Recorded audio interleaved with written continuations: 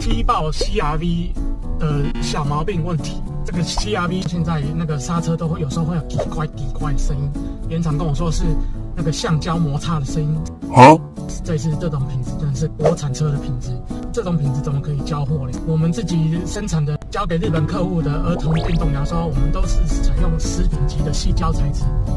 那个日本客户都觉得真的是材质真的有差，才敢交给客户啊。国产车真的是要再加油。